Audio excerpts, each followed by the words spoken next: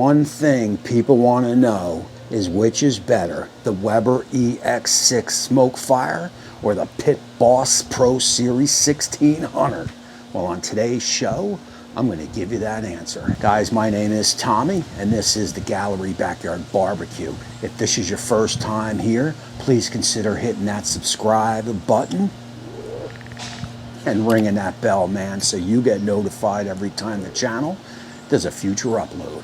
Guys, so look, I am going to break both these pits down to what I feel is important to me, and you guys can decide what is important to you.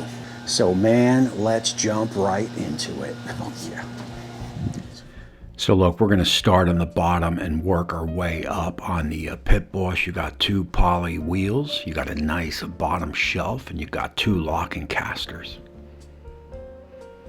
Over on the Weber, you got the two locking casters, but you don't have any poly wheels, and for me, that does cause a problem. It is very hard to roll on the grass without those polys.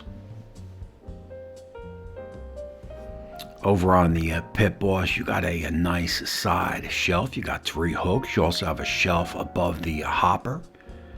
And also included is a front shelf that folds up and down. Over on the Weber, you do have a front shelf. You got two clicks to hold your tools. Unfortunately, that's it. That's a bad job by Weber. Over on the Pit Boss, this is innovation. This is a locking ash clean out. One click, and you can clean out your ash. Over on the Weber, also innovation, you got this nice drawer that collects all your ash and also the grease, and we'll touch on that a little bit later. So on the Weber, you're going to have a nice hinged hood. And same thing over on the Pit Boss, you got a nice hinged hood. These hoods are heavy, so that is definitely welcomed. The hopper on the Pit Boss is 32 pounds.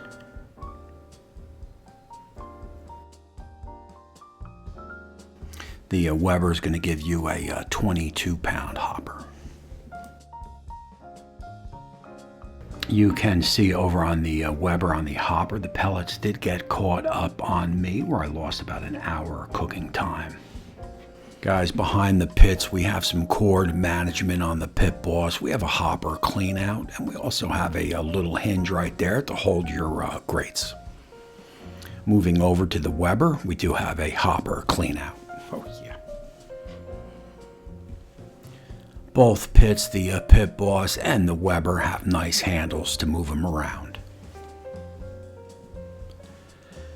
Now, the control panel on the Weber is it's pretty nifty. It's going to give you a smoke boost along with a couple other little nit bits, and it also gives you that 5-degree increments, which I definitely do love. Now, I found the Wi-Fi on the Weber and the Pit Boss pretty much about equal. There you go.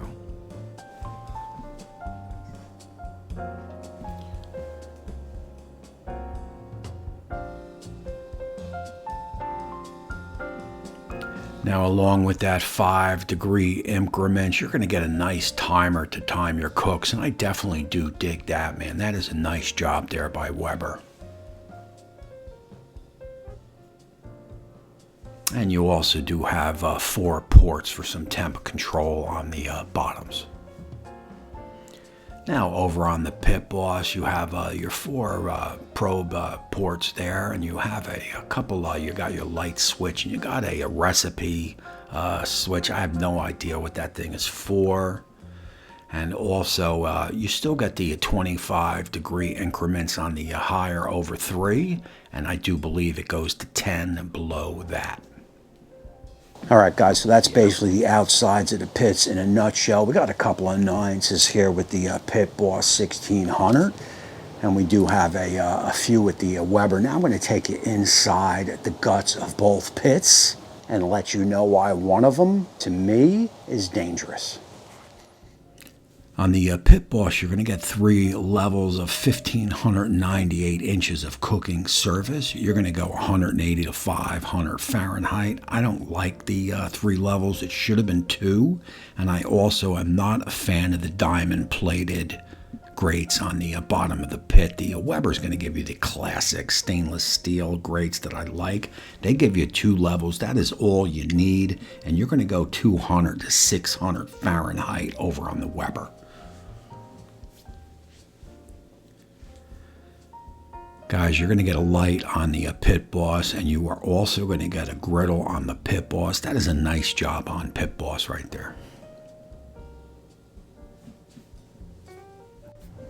So look, this is where the Weber SmokeFire starts to lose it for me. I will try to explain this as simple as possible. They go with the classic flavorizer bars, which works well for the gasser because the gasser doesn't have pellet dust mixed in with the grease. And I'm going to explain that a little bit further.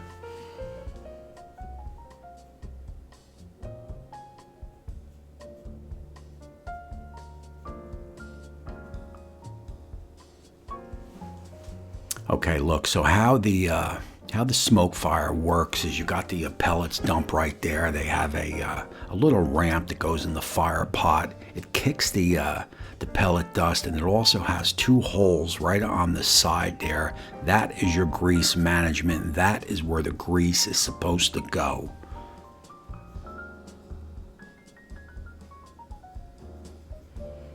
So in herein lies the problem as the grease hits the flavorizer bars and moves down towards the bottom of the barrel.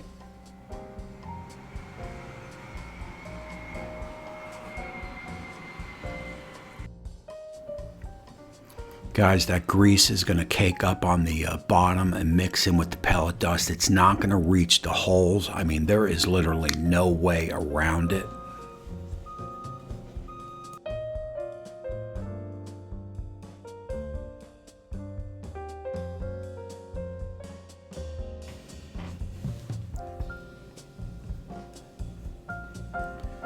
Guys, keep in mind, man, when that flame ignites, you are literally less than an inch away from that pellet dust with the grease. That is an accident just waiting to happen. Now look, that was on high, and here comes the major problem on low and slows. The flame doesn't reach up. It makes more spark. As you can see, the sparks literally just sit on the pellet dust with the grease, man. And again, man, that is just a bad design. I don't care what anybody says. For low and slows, you need to put a pan underneath the rack to catch the drippings, or you need to clean the pit practically daily after every use.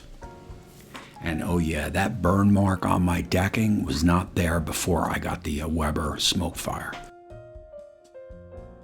Now look, this is the way the Pit Boss handles the grease management, along with most other pellet grill manufacturers. The grease gets redirected down into a trough and out into a grease bucket. I mean, it works real well, and that's why most everyone uses it. There's the fire pot. You do have some sparks coming up, but what they give you separates the grease from the pellet dust. So the sparks come up and land on that plate right there. And this other steel plate goes over that to redirect the grease away from everything. That is the difference in the Weber SmokeFire and also the Pit Boss 1600. And like I said, most other pellet grills. It is just a bad design by Weber, period.